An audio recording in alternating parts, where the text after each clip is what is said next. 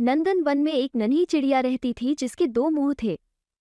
दो मुंह होने के कारण वो चिड़िया दूसरे पक्षियों से बिल्कुल विचित्र दिखती थी। वो चिड़िया एक बरगद के पेड़ पर घोंसला बनाकर रहती थी।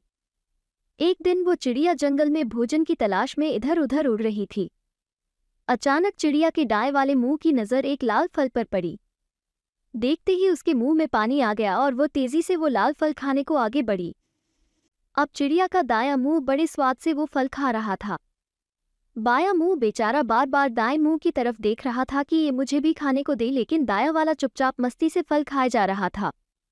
अब बाएं मुंह ने दाएं वाले से प्रार्थना की कि थोड़ा सा फल खाने को मुझे भी दे दो, तो इस पर दाएं मुंह ने गुस्सा दिखाते हुए कहा कि हम दोनों का पेट एक ही है, अगर मैं खाऊंगा तो वो हमारे पेट में ही जाएगा। लेकिन उसने बाएं वाले को कुछ खाने को नहीं दिया। अगले दिन चिड़िया फिर से जंगल में खाने की तलाश में उड़ रही थी। तभी बाएं मुंह की नज़र एक अद्भुत फल पर पड़ी जो बहुत चमकीला था।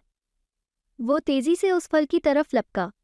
अब जैसे ही वो फल खाने को हुआ, तुरंत पास बैठे एक कौवे ने चेतावनी दी कि इस फल को मत खाओ, ये बहुत जहरीला है। ये सुनकर दायां मुंह भी चौंका और बाएं से प्रार्थना की कि इस फल को मत खाओ, ये हमारे लिए बहुत खतरनाक साबित होगा। लेकिन बाएं मुंह को तो दाएं से बदला लेना था। उसने एक ना सुनी और चुपचाप वो फल खाने लगा। कुछ ही देर में चिड़िया का शरीर मृत होकर जमीन पर गिर पड़ा। दोस्तों, कहानी सुनने में तो आनंद आया होगा, लेकिन जब मैं आपको इसकी शिक्षा बताऊंगा तो आपकी आंखें फटी रह जाएंगी। आजकल के माहौल में देखा जाता है कि एक ही परिवार के लोग एक दूसरे से ईर्ष्या करते हैं, एक दूसरे से दुश्मनी रखते हैं। लेकिन जब भी वो एक दूसरे को नुकसान पहुंचाने का सोचते हैं या एक दूसरे से बदला लेने का सोचते हैं तो नुकसान पूरे परिवार का ही होता है।